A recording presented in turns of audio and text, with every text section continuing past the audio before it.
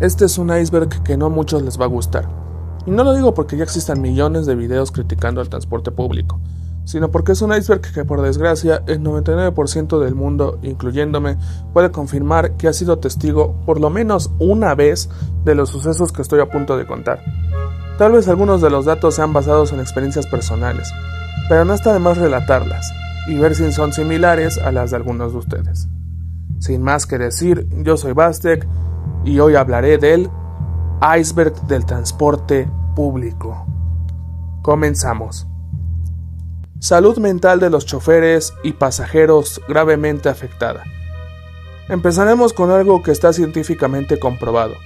Debido a los factores, como lo son los ruidos fuertes de la ciudad, las largas jornadas laborales entre 10 y 12 horas diarias, la falta de descanso o reposo de cada chofer o usuario del autobús, y esto, sumémosle los accidentes viales, que en definitiva pueden o no estar en nuestras manos evitarlos, crean en nosotros los ciudadanos y los choferes particulares graves afectaciones a nuestro sistema neurológico, entre ellas un aumento de estrés, ansiedad, depresión y en casos más graves, agorafobia a largo plazo, lo que provocaría los terribles accidentes viales que hemos presenciado donde el chofer se queda dormido y se estampa en un poste o muro de la ciudad, o aquellos videos donde las personas empiezan a pelearse unas con otras por no encontrar un espacio donde poder acomodarse en una unidad de transporte terriblemente deteriorada, e incluso el clima dentro del autobús se vuelve desagradable al alcanzar hasta una temperatura de 42 grados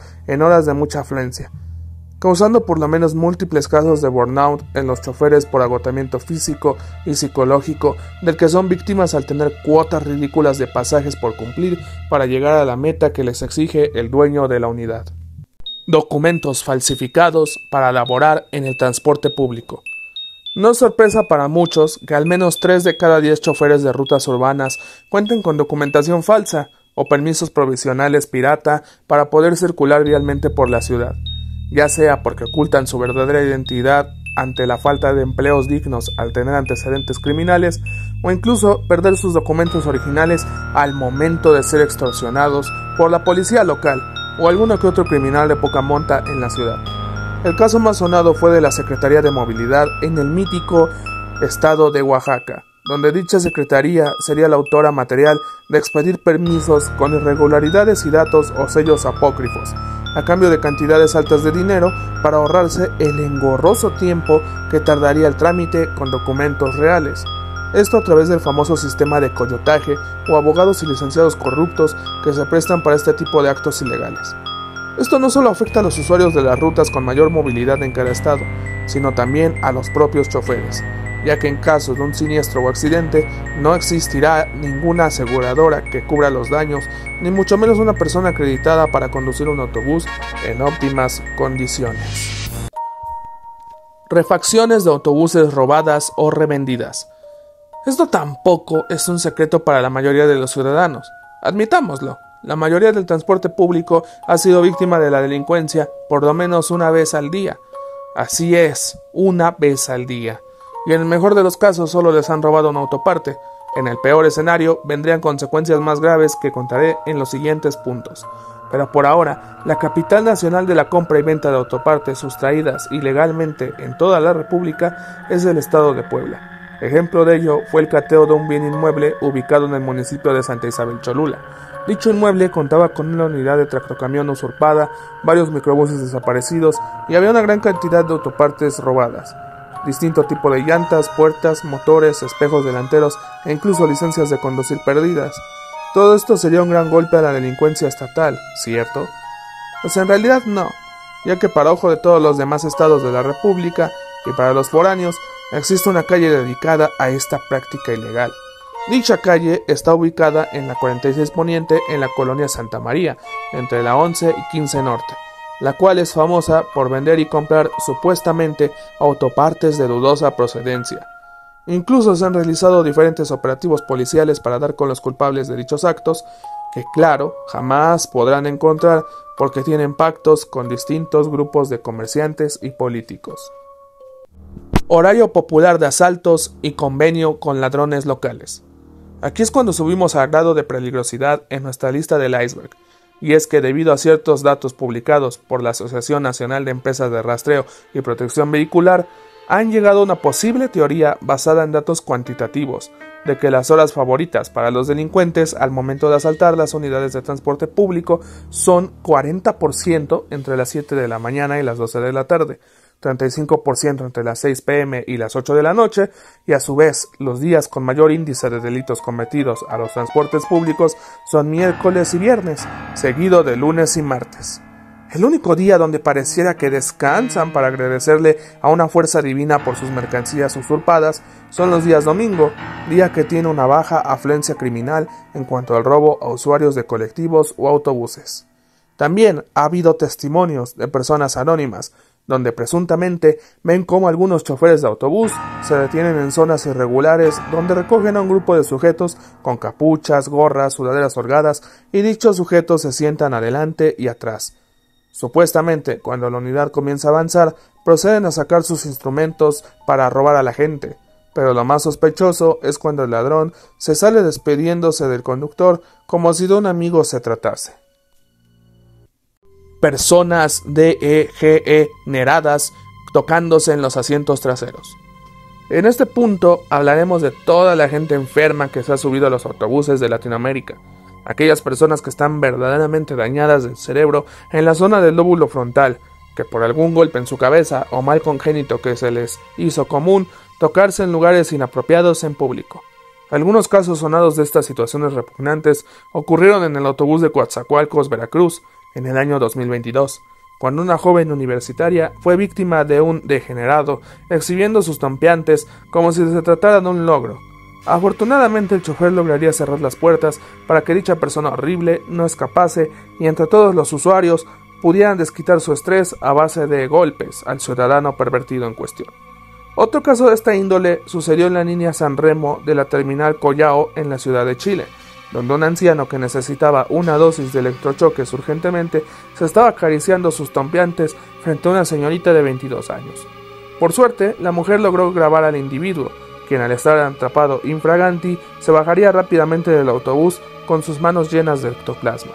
La multa por hacer estas atrocidades va desde los 100 días de salario mínimo hasta unos 6 meses de prisión. Bebés abandonados en el transporte. Este sin duda alguna es algo que forma parte de las atrocidades que comete la gente para no hacerse responsable de un menor que debido a la situación psicológica por la que pasan los padres prefieren dejar abandonados a los infantes en autobuses colectivos, microbuses, etc. Un caso muy sonado fue el de un bebé abandonado en el autobús de Rosario para Navajal en el estadio de Chimaltenango en Guatemala. El menor de tan solo 1 año se encontraba escondido debajo de un asiento en la última fila, envuelto en una sábana azul, durmiendo. Los pasajeros se dieron cuenta de la presencia del menor cuando pasaron un tope y salió rodando de la hilera de atrás. Acto seguido se llamaría a las autoridades para la custodia del bebé y la búsqueda del responsable por abandono de persona. Otro caso ocurrido, pero algo más extraño que el anterior, sucedió en la provincia de Casma, en Perú. Al parecer, presuntamente un menor de 6 meses de edad había sido abandonado en un ómnibus, por lo que tuvieron que pasar alrededor de 90 días naturales para que la noticia llegara hasta los supuestos padres del menor. Y efectivamente suena un poco inquietante que el padre justificara que había perdido al pequeño, ya que lo había dejado por un momento en un asiento para bebés, y cuando pidió bajar del autobús, por azares del destino y de su memoria, se le olvidó que tenía un hijo, dejándolo en el lugar. Ahora, la policía le hace exámenes de paternidad a ambos padres para saber si son parientes legítimos o solo se trata de oportunistas que quieren al pequeño con fines perversos. Justicieros anónimos. No es que esté a favor de hacer justicia por mano propia, obviamente no, pero a veces, al igual que las personas honradas no saben con qué clases de criminales van a encontrar, los criminales no pueden saber a qué usuario del transporte público es un policía o militar retirado, y mucho menos pueden averiguar quién lleva un accesorio para defenderse en caso de situaciones sumamente peligrosas. Este tipo de personas por lo general no van a tener piedad alguna ante cualquier ladrón, Y es que la gente ya está harta de ser despojada de sus pertenencias que tanto les ha costado ganar, sumando al deficiente sistema de seguridad pública, donde los policías nunca logran capturar a los ladrones, o si lo hacen, redactan el informe policial de tal manera que hayan inconsistencias en lo sucedido, dejando libre al ladrón en menos de 48 horas. O al menos eso pasa aquí en México. Dos de los casos donde hubo un justiciero anónimo fue el 31 de octubre de 2016, exactamente en la víspera de Halloween, cuando se subieron a una ruta de la México-Toluca 4 sujetos armados con armas falsas para robar, pero no contaban que había un sujeto sentado hasta atrás, exmilitar, con una máscara de payaso, que se levantaría de su lugar y comenzaría una lluvia de proyectiles. Uno de los ladrones pereció en el lugar y los otros 3 se dieron a la fuga. Acto seguido, el justiciero devolvió las pertenencias a las personas y se bajó en la siguiente parada. Otro ejemplo más reciente sucedería en la ruta de Tizayuca, Ciudad de México, el 17 de junio de 2024 a las 5 de la tarde, cuando 2 ladrones se subieron a robar todas las pertenencias de los pasajeros. Acto seguido, el sujeto de 1,86 metros de altura, edad de entre 40 y 50 años, con una barba prominente, lentes de sol plateados, chamarra de cuero amarilla y botas de color blanco, se paró y dijo: «Bajen todos del autobús inmediatamente, todos menos ustedes 2», sacando un arma de su bolsillo y encarando a los 2 criminales. Todos bajaron del autobús sin titubear y solo escucharon 4 detonaciones. Cuando todo se calmó, el justiciero se bajó del autobús con los 2 cuerpos fallecidos, devolvió las pertenencias y les dijo a todos: «No teman, los hombres fuertes se cuidan a sí mismos, los más fuertes protegen a los demás». Hasta ahora nadie sabe y nadie quiere decir la identidad de dicho justiciero. El chofer multi-HO homicida de la CDMX. De todos los criminales que existen en el mundo, hasta ahora, este es uno de los peores que ha tenido la CDMX, ya que nadie sospecharía de un chofer de autobús, y mucho menos de las atrocidades y aberraciones que cometía en las noches a sus víctimas indefensas. César Armando Librado Legorreta era un chofer de la Ruta 2 que recorría las vías del metro de Chapultepec a Valle Dorado. Tenía una esposa y 2 hijos. Sin embargo, él tenía un profundo deseo carnal retorcido, por lo que su modus operandi consistía en fingir que había una falla en el autobús que manejaba a altas horas de la noche. Posteriormente les pedía a todos bajar de la ruta, menos a ciertas mujeres que le parecieran muy atractivas para sus fines perversos. Después él se ofrecía a llevarlas a la estación de servicio o tienda más cercana, y una vez que el autobús se alejaba de la ruta principal, se desviaría para estacionarse en un lugar abandonado, abusar corporalmente de su víctima y posteriormente ultimarla de una manera que no les puedo narrar aquí, y se deshacería de los cuerpos. Él los aventaba al canal de Tlalnepantla. Su primer crimen lo iniciaría el 21 de junio de 2010 y el último crimen lo cometió el 18 de enero de 2012. En total, ultimó a 8 señoritas de entre 17 y 34 años respectivamente, gracias a diversos testimonios y un testigo que vio al, entre comillas, coqueto deshacerse de una bolsa de basura muy grande en el canal de Tlalnepantla. Tuvieron que lograr arrestarlo. Sin embargo, él se fugaría de la Procuraduría de Justicia, defenestrándose a sí mismo desde un 3er piso por la ventana. Por suerte, la policía lo volvería a reprender y llevarlo ante la justicia. Después de un largo juicio de 4 años, recibiría una sentencia de 301 años de cárcel, siendo uno de los pocos criminales condenados a cadena perpetua. Si tienes curiosidad por su historia, puedes ir a visitarlo al penal de Barrientos en Tepachico o Tumba, en la CDMX, y entrevistarlo por la módica cantidad de 15,000 pesos mexicanos.